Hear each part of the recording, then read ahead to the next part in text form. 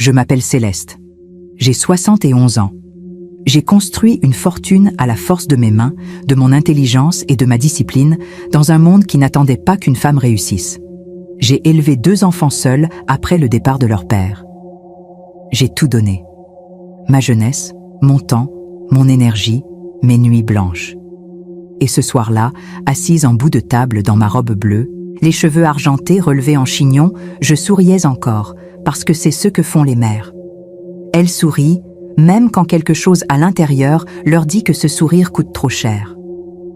Laissez votre like maintenant pour que davantage de personnes puissent entendre des histoires qui éveillent la conscience, l'amour et la réflexion. Et abonnez-vous à la chaîne, car ici, chaque histoire n'est pas seulement racontée, elle est ressentie, comprise et mémorisée. Lucien s'est levé. Mon fils, 44 ans. Grand, les épaules larges, le verre de vin rouge à la main. Il a levé sa coupe avec ce sourire que je connaissais trop bien, trop large, trop calculé, ce sourire qu'il portait quand il voulait quelque chose. J'ai senti quelque chose se contracter dans ma poitrine. Pas encore le cœur. C'était l'instinct.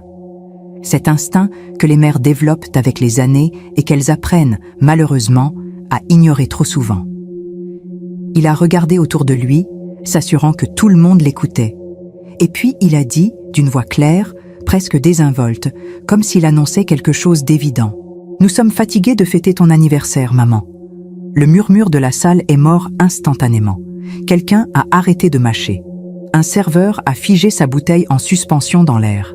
Les conversations se sont éteintes une à une, comme des bougies soufflées par un vent invisible.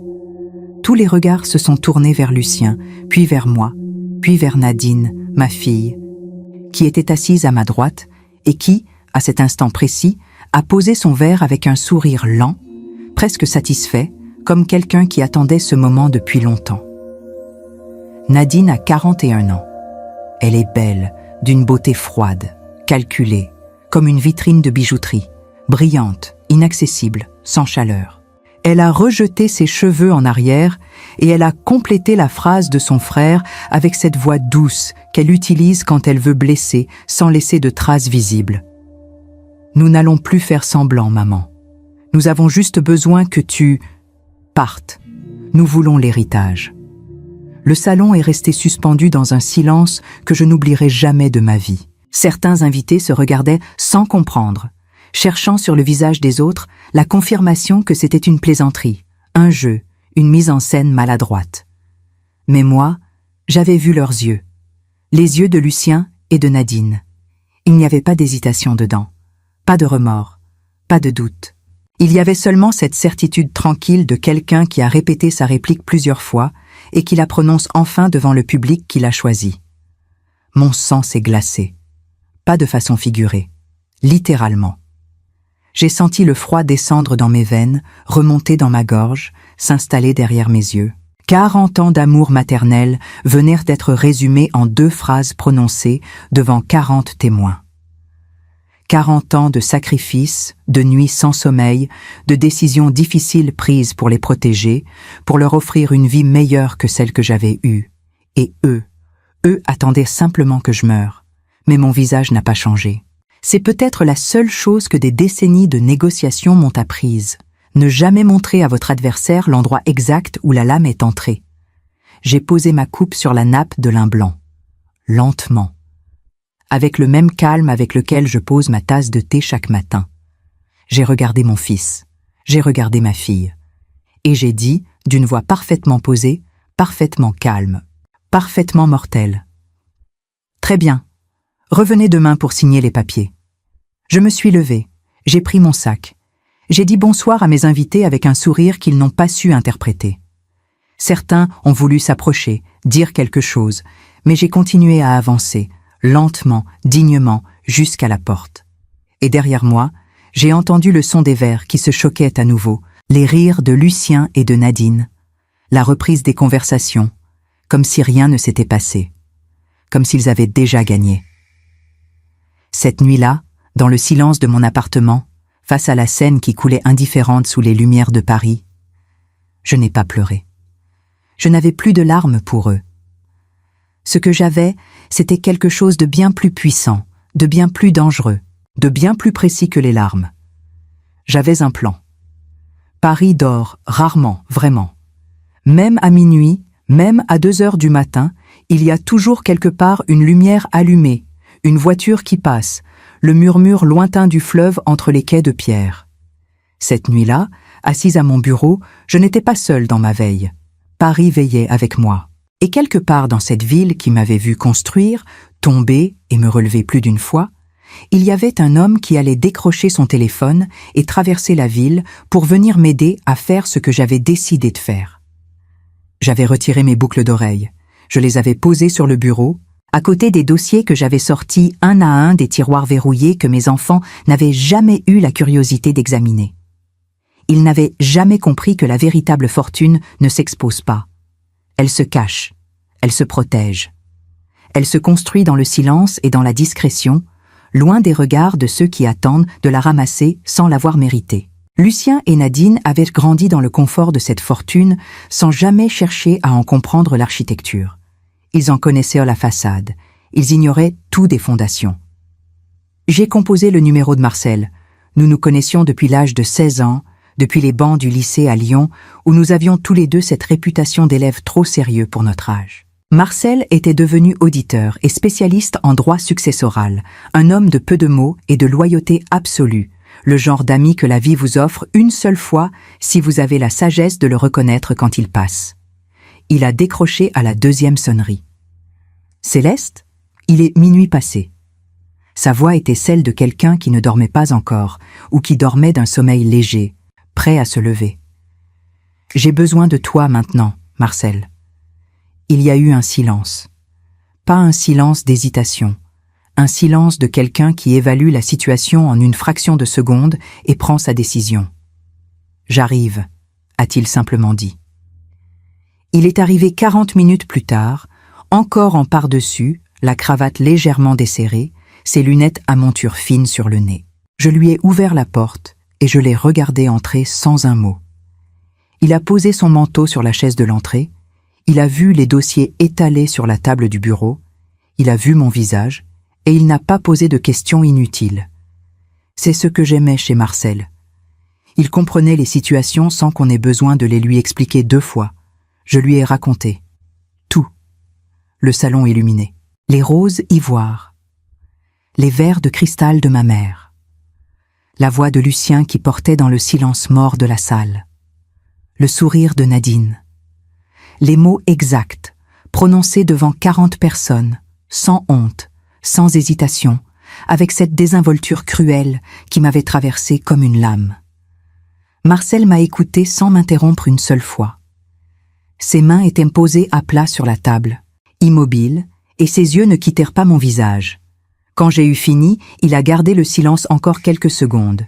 Puis, il a soufflé lentement par le nez, comme quelqu'un qui retient quelque chose de beaucoup plus violent que ce qu'il va laisser paraître. « Montre-moi tout », a-t-il dit. Nous avons travaillé jusqu'à 4 heures du matin. Marcel buvait du café. Moi, de l'eau. Chaque document était sorti, examiné, pesé. Les biens immobiliers, l'appartement de la rue de Varennes, la maison de Bordeaux que mes enfants adoraient fréquenter l'été, sans jamais avoir demandé comment elle avait été achetée. Les comptes, les participations dans plusieurs entreprises dont ils ignoraient jusqu'à l'existence. La structure entière de ma fortune, construite sur 30 ans de travail acharné, était étalée sur cette table, et Marcel la lisait avec la précision d'un chirurgien qui prépare une opération délicate. À un moment, il a posé son stylo. Il m'a regardé par-dessus ses lunettes avec cette expression grave que je lui connaissais depuis l'adolescence, cette expression qu'il prenait quand il voulait s'assurer que vous mesuriez vraiment la portée de ce que vous étiez sur le point de faire. Céleste, tu es certaine de ce que tu fais. Je n'ai pas hésité une seule seconde.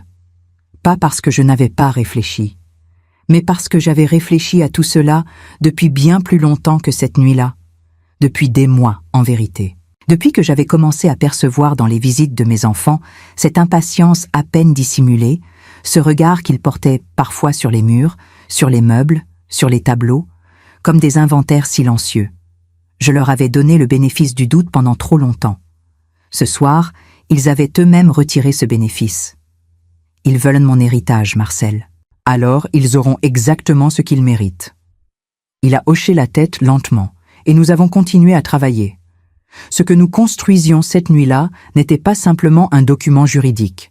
C'était une architecture d'une précision absolue, dans laquelle chaque clause était une pièce du mécanisme, invisible à l'œil pressé, mortelle pour celui qui signerait sans lire. Marcel rédigeait, proposait, affinait. Moi, je validais, je précisais, j'ajoutais les détails que seule une femme qui connaît ses enfants depuis leur premier souffle pouvait ajouter. Je savais comment ils pensaient. Je savais ce qu'ils feraient en voyant les chiffres. Je savais exactement à quel endroit leur regard s'arrêterait et à quel endroit il ne descendrait pas. La gangrène de l'avidité a ceci de particulier. Elle aveugle. Et moi, cette nuit-là, je comptais précisément sur cela. Quand le soleil a commencé à blanchir les toits de Paris, quand la lumière grise de l'aube a filtré entre les rideaux de mon bureau, le plan était prêt. Chaque virgule à sa place, chaque piège invisible, niché dans le texte, avec l'élégance de quelqu'un qui a passé des décennies à négocier des contrats que personne ne lisait jusqu'au bout. Marcel a reposé son stylo pour la dernière fois, il a relu une dernière page en silence, et puis il m'a regardé avec quelque chose dans les yeux que je n'avais pas vu depuis longtemps. Ce n'était pas de la pitié, c'était du respect. Je suis allé dormir 2 heures. 2 heures seulement. Et j'ai dormi d'un sommeil profond, sans rêve, sans larmes, sans le poids de 71 ans de vie sur la poitrine. Pour la première fois depuis très longtemps, je m'endormais avec la certitude tranquille de quelqu'un qui sait exactement ce qui va se passer. Lucien et Nadine allaient de revenir le lendemain matin, souriants, confiants, certains d'avoir gagné. Ils ne savaient pas encore ce qu'ils avaient signé. Ils sont arrivés à 9h07. Je le sais parce que j'avais regardé la pendule au moment précis où la sonnette a retenti, avec ce son clair et bref qui résonne différemment quand on sait ce qu'il annonce. J'étais déjà installée dans le salon depuis 1 heure, habillée, coiffée, sereine. Une seule chemise cartonnée posée au centre de la table basse, fermée, sans étiquette visible. Du café chaud sur le plateau. 2 tasses supplémentaires parce que je savais qu'il viendrait à plusieurs.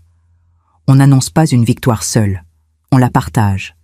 On veut des témoins pour savourer le moment. C'est l'une des choses que l'orgueil fait aux gens.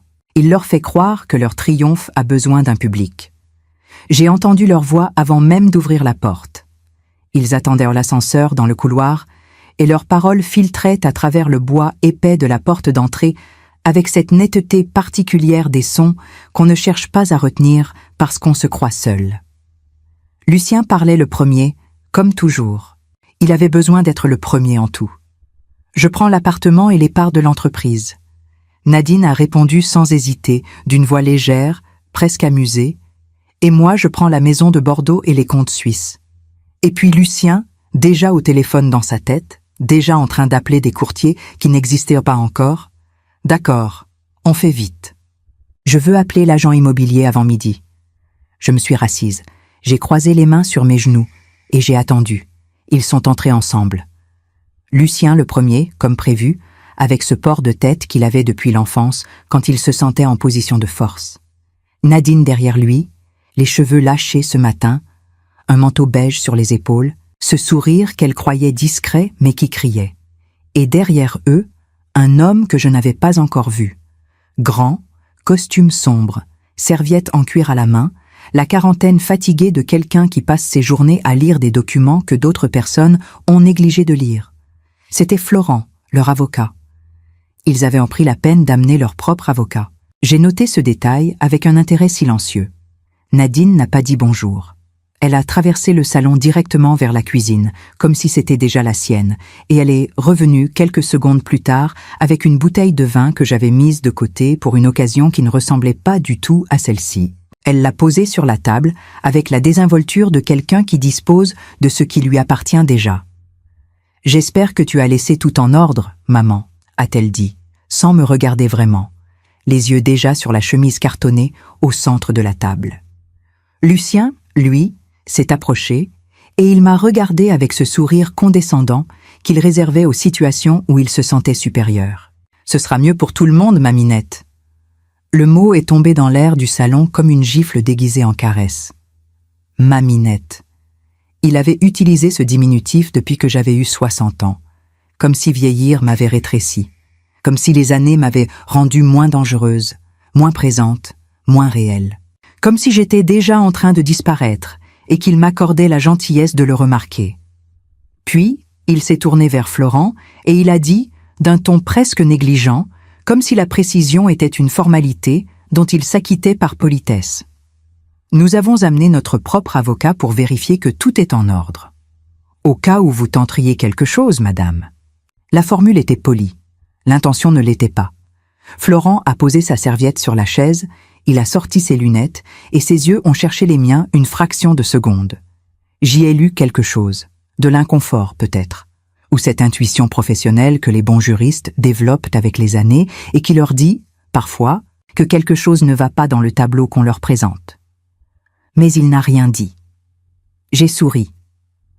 Avec toute la sérénité de quelqu'un qui a préparé exactement ce moment depuis la veille au soir, qui a dormi 2 heures et qui se sent pourtant plus reposé que ces enfants qui ont bu du champagne jusqu'à l'aube pour célébrer une victoire qui n'existait pas encore.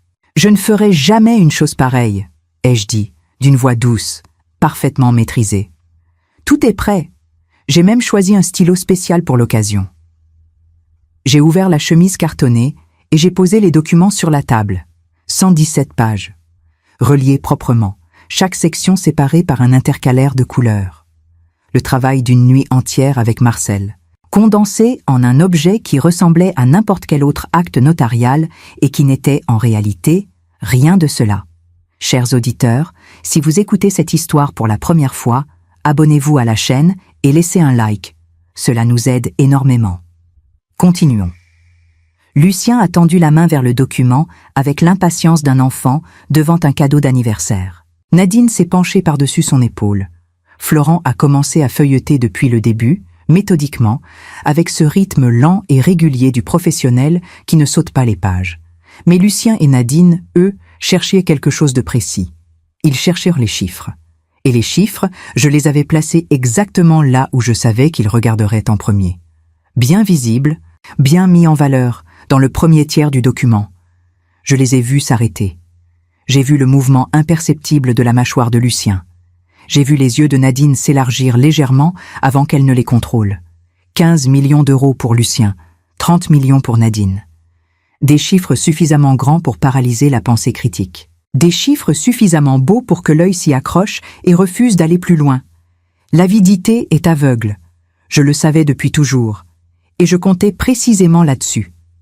Florent a levé la tête. Il a ouvert la bouche. « Attendez.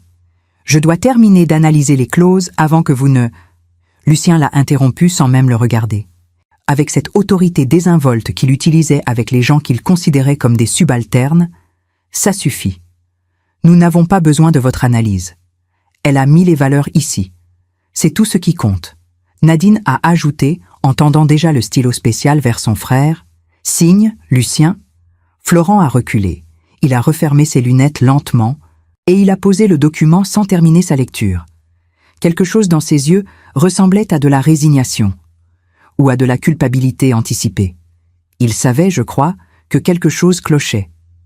Mais ses clients venaient de lui couper la parole devant leur mère, et les avocats des familles fortunées apprennent vite que leur rôle s'arrête là où commence l'entêtement de ceux qui les paient. Lucien a signé.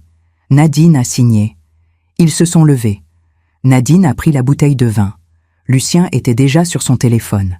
Ils sont sortis dans le couloir, comme 2 étudiants qui viennent de réussir un examen facile, leurs voix se mêlant dans l'ascenseur, puis dans la rue, puis dans le silence qui a suivi leur départ. J'ai refermé la chemise cartonnée. J'ai regardé en direction de la pièce adjacente où Marcel attendait depuis le début, discret, immobile, comme il avait toujours su l'être dans les moments importants. Il est apparu dans l'encadrement de la porte, les mains dans les poches, et il m'a regardé avec cette expression que je ne savais pas encore nommer entièrement ce matin-là. « Maintenant, nous attendons », ai-je simplement dit. Et quelque part dans Paris, mes 2 enfants célébraient une fortune qui n'était pas encore la leur. Une fortune qu'ils n'avaient peut-être même pas le droit de toucher. Une fortune qui dépendait désormais d'une seule chose qu'ils n'avaient jamais su faire ensemble. Mais ils ne le savaient pas encore. Et cette ignorance, ce soir-là, était le plus beau cadeau qu'il m'ait jamais fait, sans le vouloir. Le lendemain matin, Florent s'est réveillé avec cette sensation particulière que connaissent les juristes expérimentés quand quelque chose dans un dossier ne leur a pas laissé l'esprit en paix.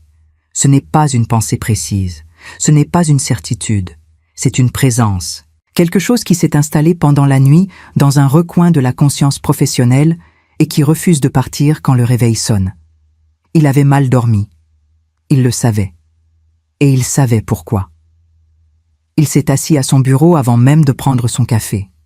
Il a sorti le document de sa serviette. Il l'a ouvert à la première page. Et cette fois, contrairement à la veille où ses clients l'avaient interrompu avant qu'il n'ait pu terminer, il a lu. Il a lu lentement, méthodiquement, avec ce crayon à la main qu'il utilisait toujours quand il voulait être certain de ne rien laisser passer. 1 page, 2 pages, 5 pages, 10 pages.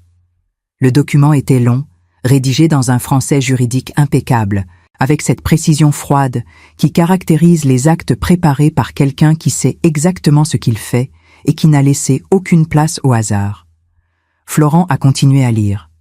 Et plus il avançait, plus le crayon dans sa main se faisait lourd. À la page 43, il s'est arrêté. Il a reposé le crayon.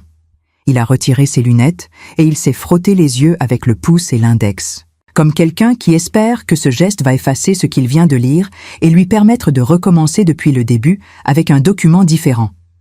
Mais quand il a remis ses lunettes et relu le paragraphe une 2e fois, puis une 3e fois, les mots étaient toujours là, identiques, précis, implacables. Et la sueur froide qui avait commencé à poindre dans son dos ne disparaissait pas non plus.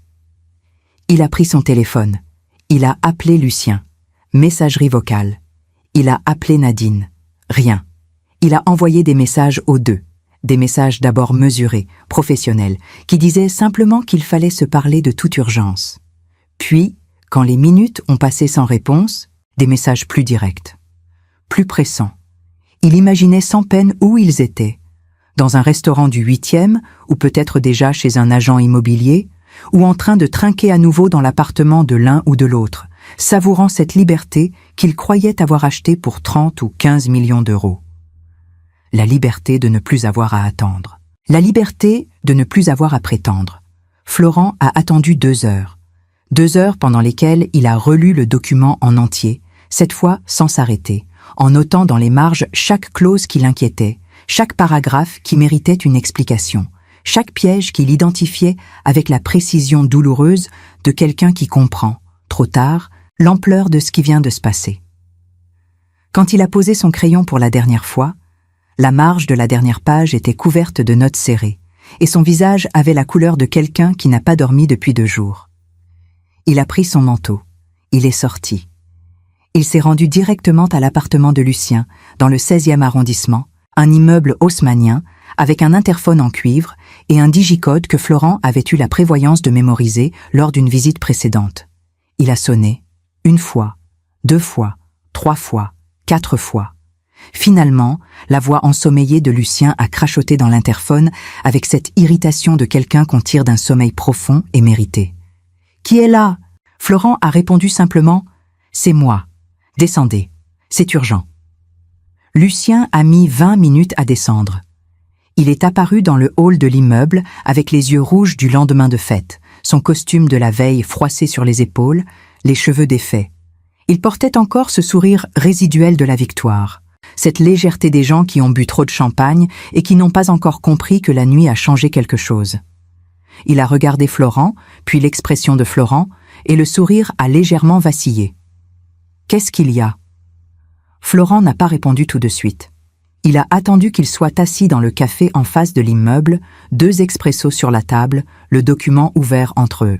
Puis il a dit, d'une voix basse et posée, la voix de quelqu'un qui a choisi ses mots avec soin, « Vous avez remarqué que les héritages ont des valeurs différentes ?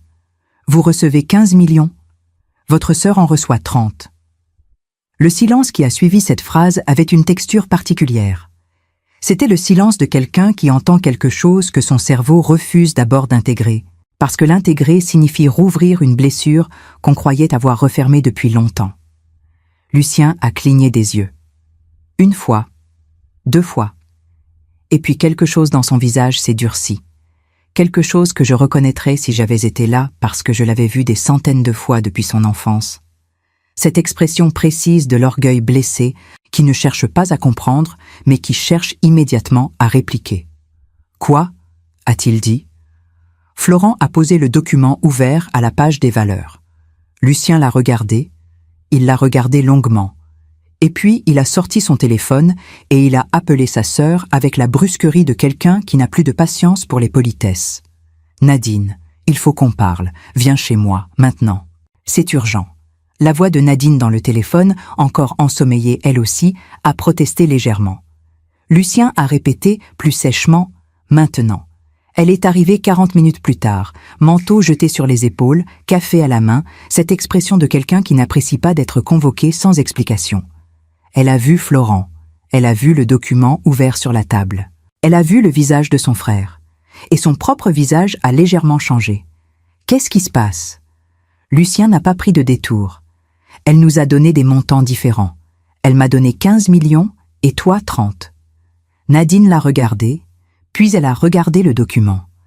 Et quelque chose dans ses yeux, que j'aurais reconnu si j'avais été présente, quelque chose que je connaissais depuis qu'elle avait 5 ans et qu'elle croyait avoir dissimulé depuis lors, est apparu clairement, la satisfaction, brève, presque imperceptible, mais réelle. Elle l'a aussitôt effacée, remplacée par une expression de surprise feinte, mais il était trop tard. Lucien l'avait vu aussi. « Tu savais » a-t-il dit. « N'importe quoi » a-t-elle répondu, trop vite. La dispute qui a suivi était ancienne. Elle ne venait pas de ce matin. Elle ne venait pas de la veille. Elle venait de décennies de rivalités silencieuses, de petits à-fonds accumulés, de préférences réelles ou imaginées, de cette compétition sourde que certaines fratries entretiennent sans jamais l'admettre et qui attend simplement l'occasion de se montrer au grand jour. Nadine disait qu'elle avait toujours été la plus proche de moi. Lucien répondait qu'il avait travaillé avec moi pendant des années quand elle était partie vivre sa vie à l'étranger. Nadine répliquait que sa présence valait plus que n'importe quel travail. Lucien frappait la table du plat de la main. Florent les a laissés s'épuiser quelques minutes. Puis, il a levé la main. « Arrêtez !» Sa voix était calme, mais ferme, la voix de quelqu'un qui a quelque chose d'important à dire et qui sait que ce qu'il va dire va changer l'atmosphère de la pièce d'une façon dont elle ne reviendra pas. Ils se sont tus. Florent a posé ses 2 mains à plat sur le document et il les a regardés l'un après l'autre. Cette question des montants différents n'est apparemment pas le pire problème. Le silence qui a suivi était d'une qualité entièrement différente des précédents. Ce n'était plus le silence de la colère, c'était le silence de la peur qui commence à poindre. Lucien et Nadine se sont regardés. Et pour la première fois depuis qu'ils étaient entrés dans cet appartement ce matin, ils n'étaient plus en train de se regarder comme des adversaires. Ils se regardaient comme 2 personnes qui réalisent, au même moment, qu'il y a peut-être quelque chose de bien plus grave que leur dispute qui les attend de l'autre côté de cette phrase. « Qu'est-ce que vous voulez dire ?» a demandé Nadine, d'une voix qui avait perdu une partie de son assurance. Florent a ouvert le document à la page marquée, et il a commencé à lire. Florent a respiré profondément avant de commencer à lire. Ce geste, si simple, si humain, a suffi à transformer l'atmosphère de la pièce. Lucien s'est redressé sur sa chaise. Nadine a posé son café. Tous les 2 regardaient le document comme on regarde quelque chose qu'on commence à craindre sans encore savoir pourquoi, avec cette intuition primaire qui précède toujours la compréhension et qui est, souvent, plus honnête qu'elle. Florent a posé le doigt sur le paragraphe marqué d'un trait au crayon et il a lu, d'une voix basse et mesurée, en détachant chaque mot avec la précision d'un médecin qui annonce un diagnostic qu'il aurait préféré ne pas avoir à formuler. Clause 27. L'héritage ne sera effectif que si les héritiers cohabitent, dans l'harmonie, sans litige, dispute ou contestation judiciaire entre eux, pour une période minimale de 12 mois à compter de la date de signature. Le silence qui a suivi cette lecture avait une densité physique. On aurait pu le toucher. Lucien a ouvert la bouche, l'a refermée. Nadine a regardé le document, puis Florent, puis son frère, comme si elle cherchait sur leur visage la confirmation que ce qu'elle venait d'entendre n'était pas réel. Mais Florent avait les yeux baissés sur le texte, et son expression ne laissait aucun doute sur la réalité de ce qu'il venait de lire. Lucien a été le premier à réagir, et sa réaction était prévisible, parce que c'était toujours la même depuis l'enfance. L'attaque immédiate, sans réflexion, sans nuance, ce réflexe de l'orgueil qui préfère se battre plutôt que d'admettre qu'il a été pris en défaut. C'est impossible. Elle n'a pas le droit de m'imposer ça. Je reçois moins qu'elle et en plus je dois subir des conditions. Il a frappé la table du poing, pas fort, mais assez pour faire trembler les tasses. Je vais contester. Il y a forcément un moyen juridique de... Lucien. La voix de Florent était posée mais tranchante. Laissez-moi finir. Nadine, elle, n'avait pas dit un mot. Elle regardait le document avec une expression que je reconnaîtrais si j'avais été là. Cette expression particulière qu'elle avait depuis toute petite quand elle calculait, quand elle évaluait, quand elle cherchait l'angle d'attaque qui lui permettrait de sortir d'une situation difficile avec le moins de dégâts possible. Ses mains étaient croisées sur la table, parfaitement immobiles. Seul un léger pincement autour de ses lèvres trahissait ce qu'elle ressentait vraiment. « Cas de conflit entre vous », a continué Florent, le doigt toujours posé sur le texte. « Et j'entends par là tout litige, toute dispute documentée, toute contestation judiciaire, toute déclaration publique hostile.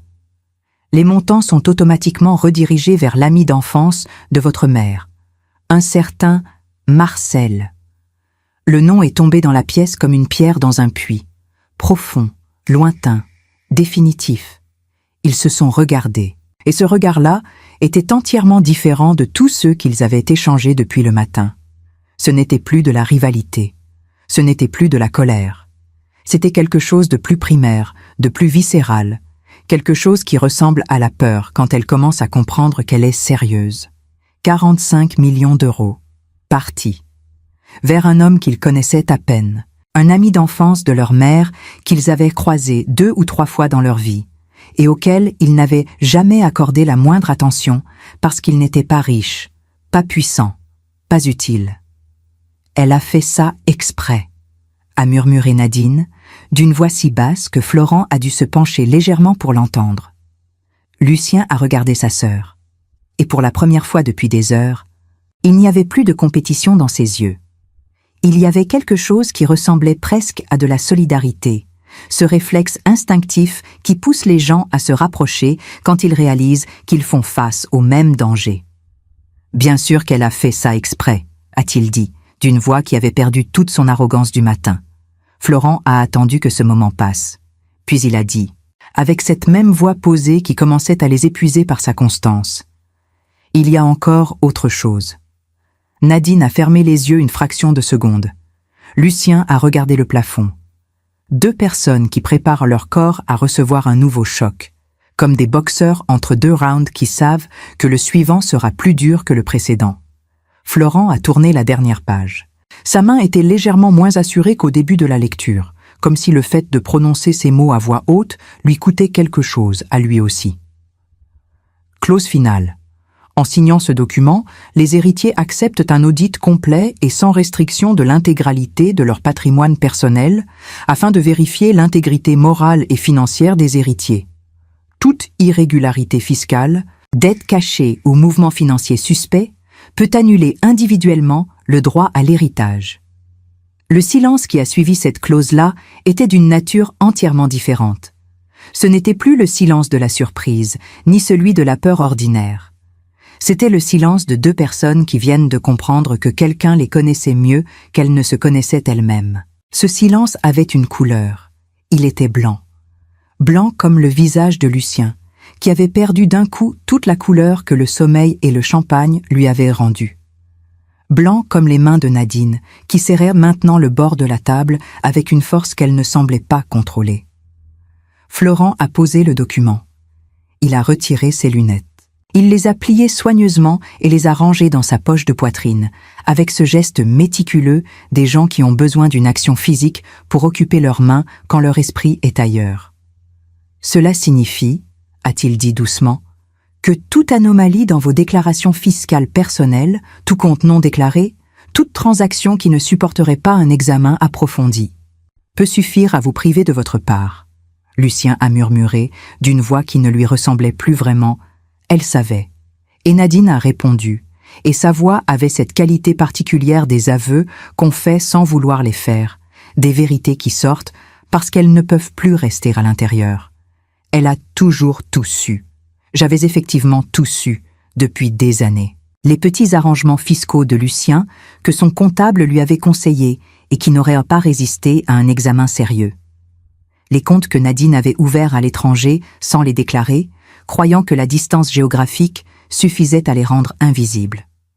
Je n'avais jamais rien dit, pas parce que j'approuvais, mais parce que je gardais. Je gardais tout. Chaque information, chaque détail, chaque petite trahison silencieuse, comme on garde des lettres dans une boîte fermée à clé en attendant le moment où elles deviendraient utiles. Ce moment était arrivé. Florent a rassemblé ses papiers lentement. Il les a rangés dans sa serviette avec les gestes précis et mécaniques de quelqu'un qui veut se donner le temps de ne pas dire ce qu'il pense vraiment. Puis il a regardé mes deux enfants, l'un après l'autre, avec cette expression que les avocats développent avec les années pour les situations où ils sont témoins de quelque chose qui les dépasse. Une expression de neutralité absolue, derrière laquelle se cachait, j'en suis certaine, quelque chose qui ressemblait à de la compassion mêlée de consternation. Ce document, a-t-il dit finalement, en se levant pour partir, n'est pas un testament. Il a boutonné son manteau. C'est un miroir. Il a pris sa serviette. Et le reflet que vous y voyez, c'est votre propre vie. Il est parti sans ajouter un mot. La porte s'est refermée derrière lui avec un claquement sec, et Lucien et Nadine sont restés seuls dans le salon, face aux documents ouverts sur la table, face aux notes au crayon de Florent dans les marges, face à tout ce qu'ils venèrent de comprendre en l'espace d'une heure. Ce n'était pas une erreur, ce n'était pas un hasard, ce n'était pas la vengeance d'une vieille femme blessée qui avait agi sous le coup de l'émotion. C'était la construction patiente, méthodique et lucide de quelqu'un qui les connaissait mieux qu'ils ne se connaissaient eux-mêmes et qui avait attendu, des années peut-être, le moment précis où cette connaissance deviendrait la chose la plus puissante du monde. Et moi, dans mon appartement de la rue de Varennes, assise face à la fenêtre qui donnait sur les toits de Paris, je savais, sans avoir besoin qu'on me le dise, exactement ce qui se passait de l'autre côté de la ville. Je savais ce qu'ils ressentaient. Je savais ce qu'ils pensaient. Je savais ce qu'ils allaient faire ensuite. Parce que je les avais mis au monde. Et les mères, quoi qu'on en dise, ne cessent jamais vraiment de tout savoir. Cette nuit-là, ni Lucien ni Nadine n'ont dormi. Je ne le sais pas parce qu'ils me l'ont dit. Je le sais parce que je connais mes enfants comme on connaît les maisons dans lesquelles on a vécu longtemps, avec cette familiarité intime des moindres détails, des craquements du plancher, des courants d'air sous les portes, des endroits précis où la lumière entre différemment selon l'heure. Je les avais fabriqués, ces deux êtres. J'avais appris leur façon de réagir à la pression bien avant qu'ils ne l'apprennent eux-mêmes. Et je savais que cette nuit-là, dans leurs appartements séparés de quelques kilomètres à peine, ils faisaient tous les deux la même chose. Ils cherchaient une sortie. Lucien cherchait une sortie juridique. C'était sa nature. Quand il se sentait coincé, il cherchait des procédures, des recours, des angles d'attaque légaux qui lui permettraient de contourner l'obstacle sans avoir à l'affronter directement. Il avait dû passer des heures sur son ordinateur, à chercher des précédents, à consulter des forums juridiques, à envoyer peut-être des messages à d'autres avocats que Florent, à des connaissances du milieu qui pourraient lui dire qu'une clause pareille était invalide, contestable, annulable. Je l'imaginais parfaitement, assis à son bureau dans la lumière froide de son écran, les yeux secs et concentrés, refusant de laisser entrer la panique qui attendait derrière chaque page qu'il lisait sans y trouver ce qu'il cherchait. Nadine, elle, cherchait une sortie émotionnelle. C'était sa nature à elle. Elle avait dû pleurer d'abord. Pas de honte, pas de remords, mais de frustration. Cette frustration violente et impuissante de quelqu'un qui réalise que le jeu qu'il croyait maîtriser était en réalité joué sur un terrain qu'il n'avait pas choisi, avec des règles qu'il n'avait pas lues. Et puis, après les larmes, elle avait dû réfléchir, calculer, chercher comment se positionner dans cette nouvelle situation d'une façon qui lui serait favorable. Comment transformer ce qui ressemblait à une défaite en quelque chose qu'elle pourrait encore contrôler? Le problème, c'est qu'ils avaient tous les deux une dette envers l'audit. Pas la même, pas du même ordre de grandeur, mais suffisante, chacune à sa façon, pour qu'un examen approfondi de leurs finances personnelles devienne quelque chose de très inconfortable. Ce n'était pas le genre de détail qu'on partage avec sa sœur ou son frère. Pas dans cette famille. Pas entre ces deux-là qui avaient passé leur vie adulte à se cacher mutuellement leurs faiblesses par crainte que l'autre les utilise un jour. Ils se sont retrouvés le surlendemain. Pas par choix, par nécessité. Florent avait demandé une réunion et tous les deux avaient compris que refuser de venir signifiait quelque chose qu'ils n'étaient pas encore prêts à assumer. Ils se sont retrouvés dans le bureau de Florent, au 8e arrondissement, dans cette pièce sobre et froide qui sentait le papier et l'encre, avec ses étagères de dossiers qui montaient jusqu'au plafond et cette fenêtre étroite qui donnait sur une cour intérieure sans lumière. Florent était assis derrière son bureau. Il les a regardés entrer. Il a vu ce que moi j'aurais vu si j'avais été là. 2 personnes qui n'avaient pas dormi, qui s'étaient habillées avec soin pour dissimuler leur état et qui se regardèrent du coin de l'œil avec cette méfiance particulière des alliés forcés qui ne se font pas confiance. Il a attendu qu'ils soient assis. Il a ouvert un dossier et il a commencé à parler d'une voix qui n'essayait plus d'adoucir quoi que ce soit. J'ai fait une analyse complète du document depuis notre dernière rencontre. Il n'y a pas de recours possible contre les clauses telles qu'elles sont rédigées. Votre mère a fait appel à quelqu'un qui connaît parfaitement le droit successoral français, et chaque disposition est juridiquement valide et opposable. Il a regardé Lucien. La différence de montant entre vos 2 parts est légale. Un parent a le droit de distribuer son patrimoine inégalement entre ses héritiers, tant que la réserve héréditaire est respectée. Et elle l'est. Il a regardé Nadine. La clause de cohabitation pacifique est contraignante mais pas inédite. Des dispositions similaires ont été validées par les tribunaux français dans plusieurs affaires récentes. Lucien a croisé les bras. Et l'audit? Florent a pris une légère pause avant de répondre. Le genre de pause qui dit quelque chose en elle-même. L'audit est la disposition la plus délicate. En acceptant de signer, vous avez tous les deux consenti à un examen complet de vos finances personnelles par un auditeur indépendant désigné par votre mère. Cet auditeur a accès à vos déclarations fiscales, à vos relevés bancaires, à vos investissements, à vos structures juridiques éventuelles. Il a marqué une nouvelle pause. À tout. Nadine a regardé ses mains. Lucien a regardé la fenêtre.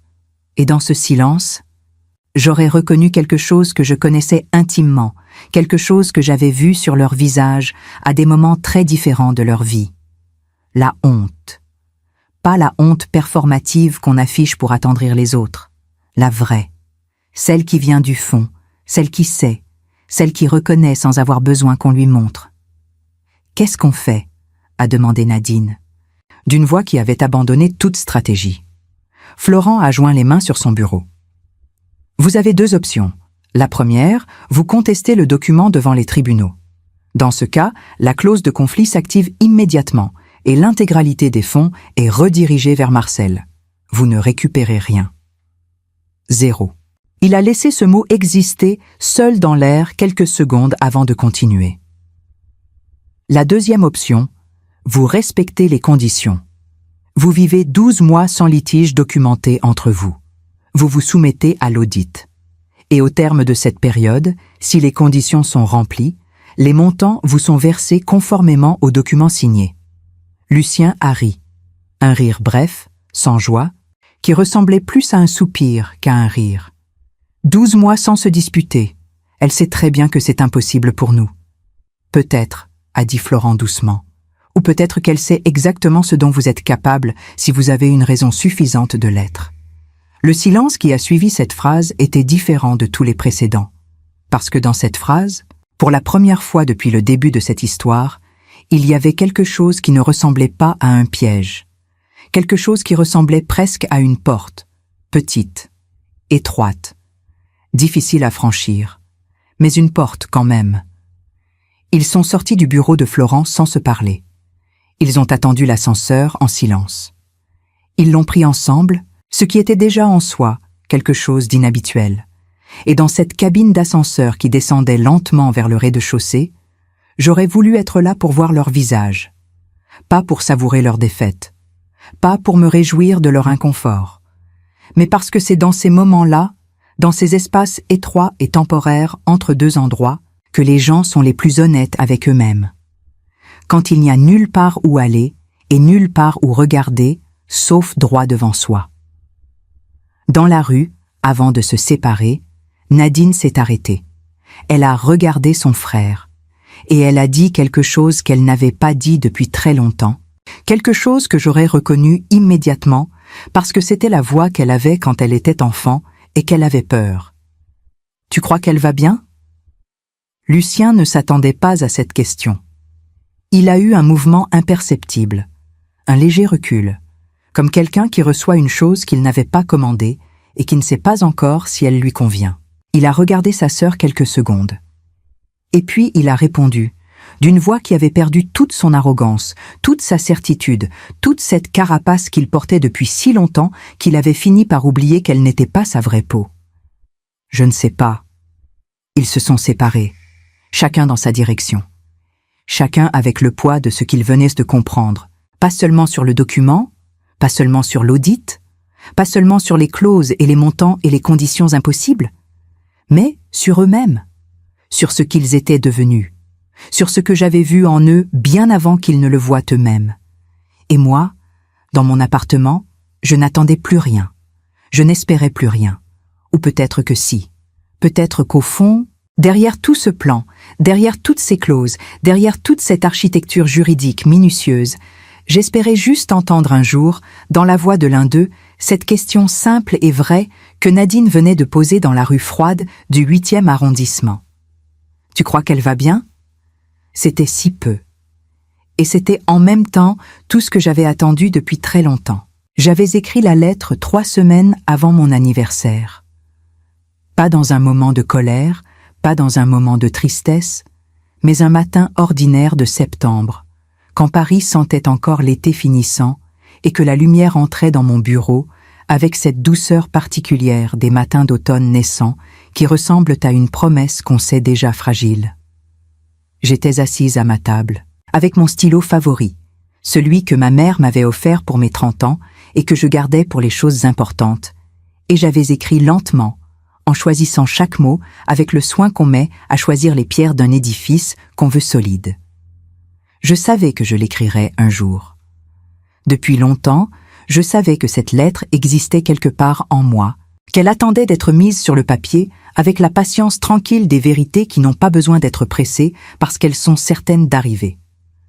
Ce qui s'était passé lors de mon anniversaire n'avait pas créé cette lettre. Il avait simplement décidé du moment où elle devait être envoyée.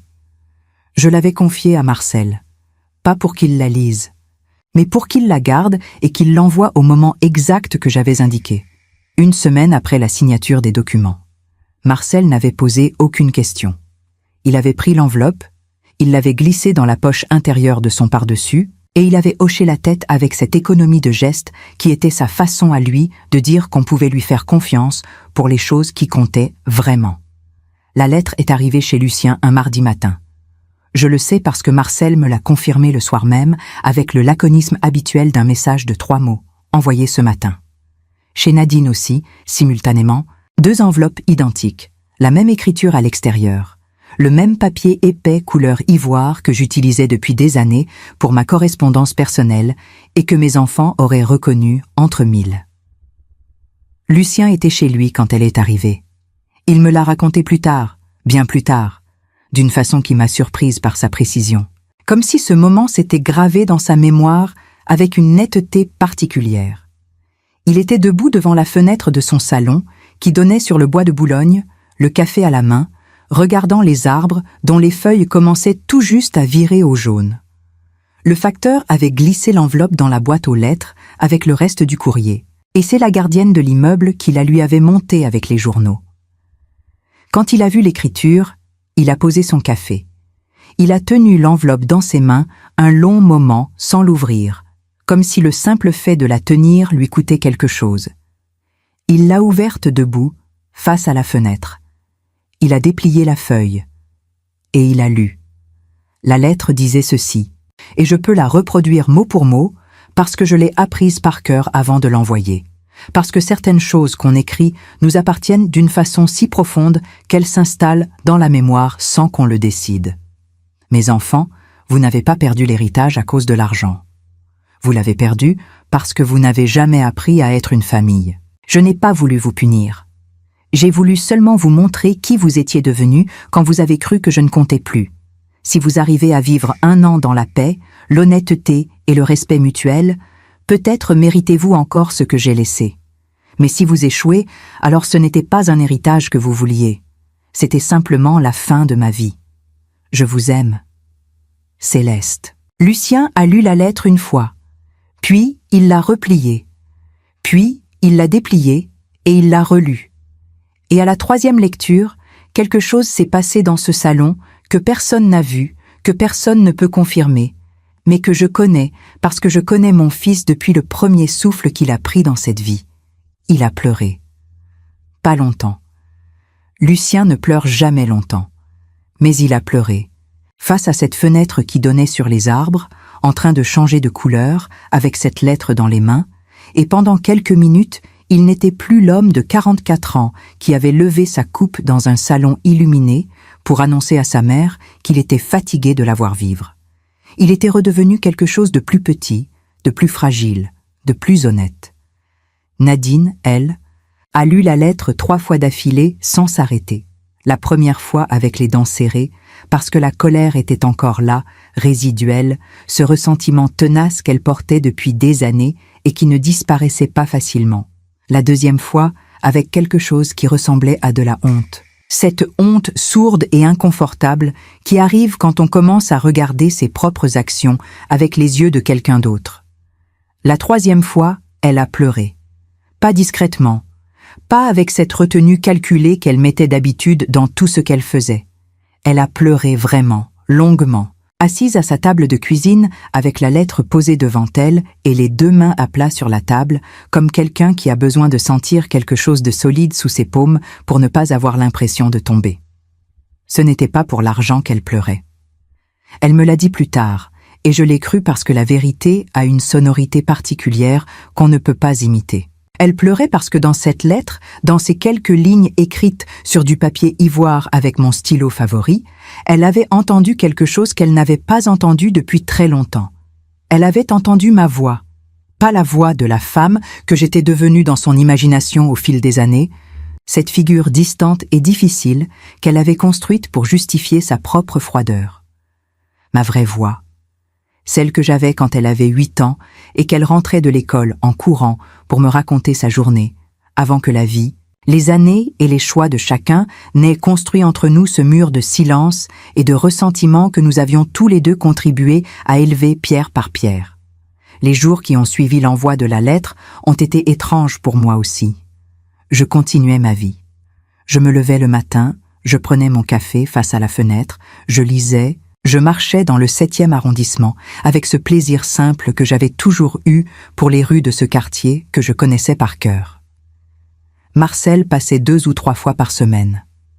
Nous parlions de tout et de rien, comme nous l'avions toujours fait, avec cette facilité des amis de longue date pour qui le silence n'est jamais inconfortable.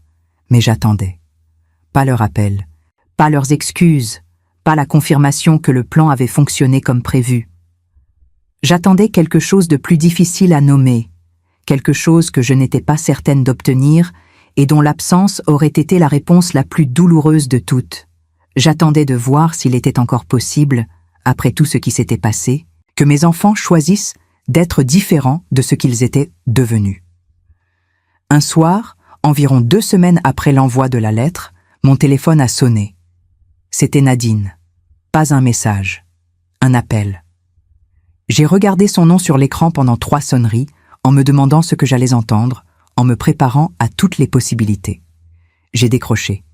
Il y a eu un silence d'abord. Long, chargé. Le genre de silence qui précède les choses difficiles à dire parce qu'on ne sait pas exactement par quel bout les prendre. Et puis Nadine a dit, d'une voix que je ne lui connaissais plus depuis des années, une voix sans calcul, sans stratégie, sans la couche de protection qu'elle portait habituellement sur tout ce qu'elle disait. « Maman, Est-ce que tu vas bien? J'ai fermé les yeux.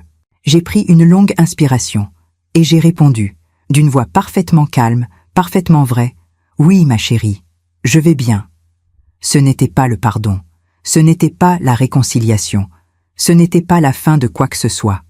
C'était juste une question et une réponse entre une mère et sa fille, dans le silence d'un soir parisien, à travers un téléphone. Mais dans cette question, j'avais entendu quelque chose que je n'entendais plus depuis si longtemps que j'avais presque oublié à quoi ça ressemblait. J'avais entendu ma fille.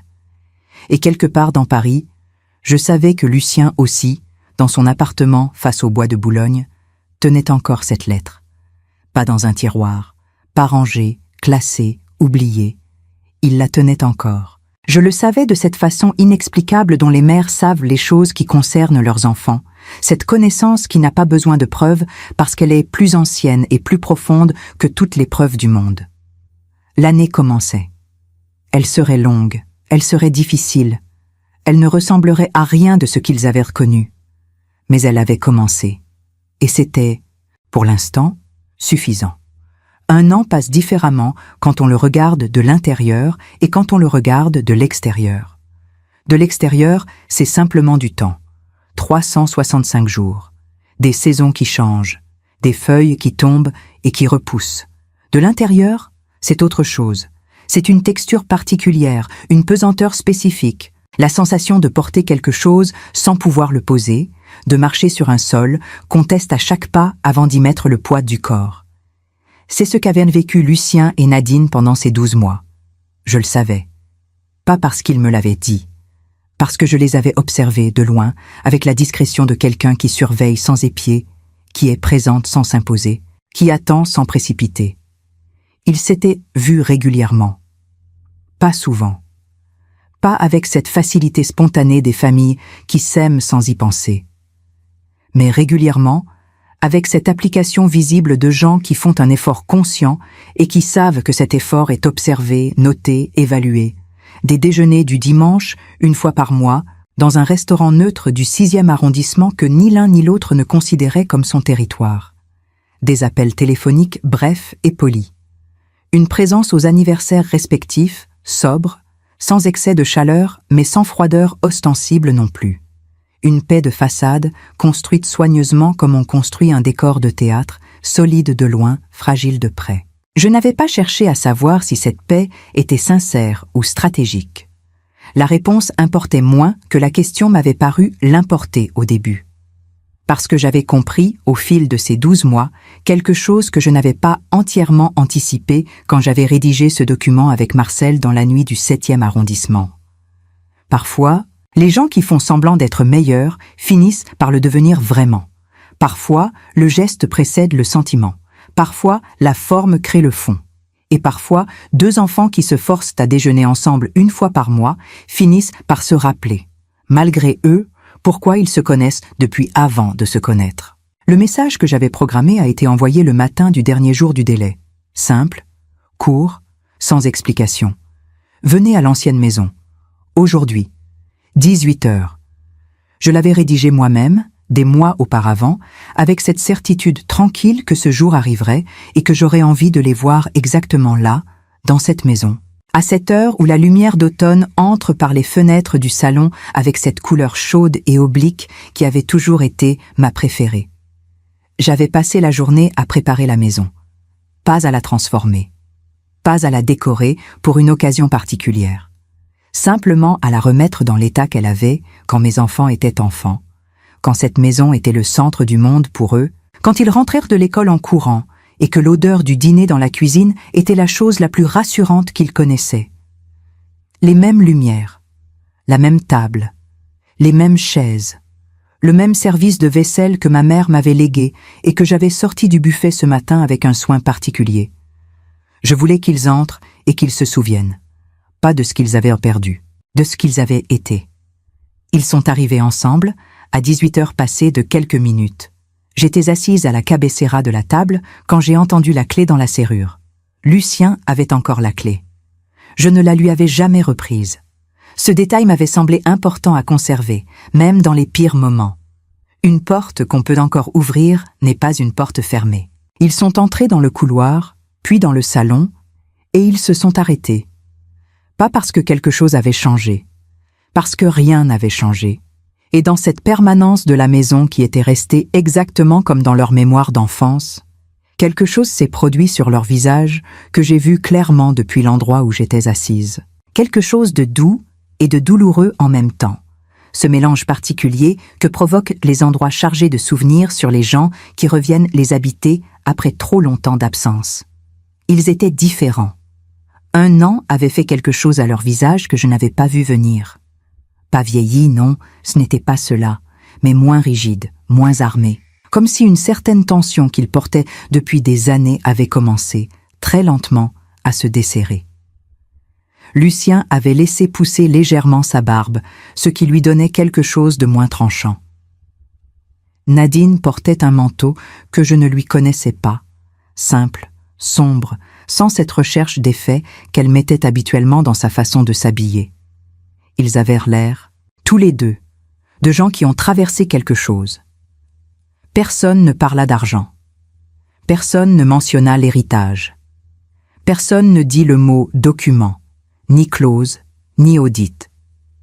Ce silence autour de ces mots était lui-même une forme de langage, la preuve que quelque chose avait changé dans la façon dont ils abordaient cette réunion, que ce n'était plus seulement un rendez-vous de conformité, mais quelque chose d'autre, quelque chose qu'ils n'auraient peut-être pas su nommer eux-mêmes, mais qui était là, dans l'air de ce salon, aussi réel que les lumières et la vaisselle de ma mère. Ce fut Lucien qui parla le premier. Il s'est raclé la gorge légèrement, ce geste qu'il faisait depuis l'enfance quand il cherchait ses mots, ce geste que j'avais vu des centaines de fois et qui m'avait toujours attendri même dans les pires moments. Il a regardé la table plutôt que moi, puis il a relevé les yeux, et il a dit d'une voix qui n'essayait plus d'être forte, « Maman, nous avons passé 1 an entier à essayer de ne pas nous disputer, et nous avons réalisé que nous n'avons jamais su aimer sans nous faire concurrence. » Le silence qui a suivi cette phrase avait la qualité rare des silences dans lesquels une vérité vient d'être dite pour la première fois. Pas répétée, pas reformulée, pas polie, dite, pour la première fois. Avec toute la maladresse et toute la sincérité des choses qu'on n'a jamais osé formuler. Nadine ne regardait pas son frère. Elle regardait ses mains posées sur la table, ces mains que je reconnaissais depuis qu'elles étaient minuscules et qu'elles agrippaient mon doigt avec cette force étonnante des nouveau-nés qui semblent vouloir s'assurer qu'on ne partira pas. Quand elle a relevé la tête, ses yeux étaient brillants et elle a dit quelque chose que je n'avais pas prévu, quelque chose qui m'a traversé d'une façon que je n'avais pas anticipée malgré tout ce que je croyais savoir. Je ne voulais pas plus d'argent que lui. Je voulais être plus aimée que lui. La pièce entière s'est immobilisée sur cette phrase. Le temps lui-même a semblé s'arrêter une seconde, comme il s'arrête parfois quand quelque chose d'essentiel vient d'être dit et que le monde lui accorde le silence qu'il mérite. Je me suis levée lentement. J'ai fait le tour de la table. Je suis allée chercher le document dans le tiroir du buffet où je l'avais posé le matin, et devant eux, sans dire un mot, je l'ai pris à 2 mains et je l'ai déchiré. Le son du papier épais qui se déchire dans le silence d'un salon a résonné comme quelque chose de bien plus grand que lui-même, comme si ce n'était pas seulement un document qu'on déchirait, mais quelque chose d'autre, quelque chose de plus vieux, de plus lourd, de plus difficile à nommer. Je les ai regardés tous les deux. Et j'ai dit, d'une voix qui tremblait légèrement, pas de faiblesse, mais de ce tremblement particulier des émotions vraies qu'on ne cherche plus à contrôler. Vous avez réussi l'épreuve. Non pas parce que vous avez passé 1 an sans vous disputer, mais parce que vous avez enfin compris que l'héritage n'a jamais été une question d'argent. Ils m'ont regardé avec des yeux que je n'avais plus vus depuis qu'ils étaient enfants. Des yeux sans défense, des yeux qui ne calculaient pas, qui ne cherchaient pas, qui ne protégeaient rien. Des yeux qui regardaient simplement. Je me suis approchée. J'ai pris leurs mains dans les miennes, la main de Lucien dans ma main droite, la main de Nadine dans ma main gauche, comme je le faisais quand nous traversions la rue ensemble et qu'ils avaient 4 et 7 ans et que le monde leur semblait trop grand et trop rapide. Et j'ai dit « Je vous pardonne les mots cruels, je vous pardonne la froideur, Je vous pardonne même le désir de me perdre avant de me perdre vraiment. » Les larmes de Nadine sont tombées en silence, sans qu'elle cherche à les retenir. Lucien a serré ma main très fort, de cette force qui dit ce que les mots ne savent pas dire. Et dans ce geste simple, dans cette pression de ses doigts sur les miens, j'ai reçu quelque chose que nul document, nul chiffre, nulle clause juridique n'aurait jamais pu me donner. J'ai respiré profondément avant de dire la dernière chose. La chose que j'avais attendu le bon moment pour dire, ce moment qui n'arrive que quand les gens sont prêts à l'entendre vraiment, pas avec leurs oreilles, mais avec tout ce qu'ils sont. La moitié de ma fortune a été investie dans des projets que j'ai construits toute ma vie et que vous n'avez jamais connus parce que vous n'avez jamais demandé. L'autre moitié vous reviendra, progressivement, au fil du temps, à mesure que vous prouverez par vos actes que vous avez appris à être une famille avant d'être des héritiers. Lucien s'est agenouillé. Nadine m'a enlacée comme quand elle avait 5 ans et qu'elle avait eu peur. Et dans cette maison, qui était restée exactement comme dans leur mémoire d'enfance, avec les lumières chaudes et la vaisselle de ma mère sur la table, nous sommes restés tous les trois ainsi un long moment. Sans parler, sans bouger, dans ce silence qui n'avait plus rien de lourd, ni de froid, ni de stratégique. Les lumières de la maison sont restées allumées cette nuit-là, jusqu'à très tard. Pas pour célébrer de l'argent, pas pour fêter une victoire ou pleurer une défaite, mais pour quelque chose de bien plus simple et de bien plus rare, quelque chose que j'avais attendu sans être certaine de le voir arriver, quelque chose qui n'a pas de prix parce qu'il n'existe pas sur aucun document, dans aucun compte, dans aucune clause, d'aucun testament du monde. Nous étions une famille. Imparfaite, blessée, reconstruite dans les limites exactes de ce que nous avions failli perdre pour toujours. Mais une famille. Et quand Lucien a finalement dit, avant de partir cette nuit-là, en enfilant son manteau dans le couloir, « Maman, la semaine prochaine, on dîne ensemble ?» Et que Nadine a ajouté, sans calculer, sans stratégie, simplement « Je fais la cuisine ». J'ai compris que l'héritage le plus précieux que j'avais à leur laisser, je venais de le leur transmettre. Non pas dans un document, non pas dans un chiffre, non pas dans une clause ou un testament ou un acte notarié, mais dans cette phrase simple, prononcée dans le couloir d'une maison qui sentait le passé et l'avenir en même temps. L'héritage n'est pas ce qu'on laisse quand on meurt, c'est ce qu'on enseigne avant de partir.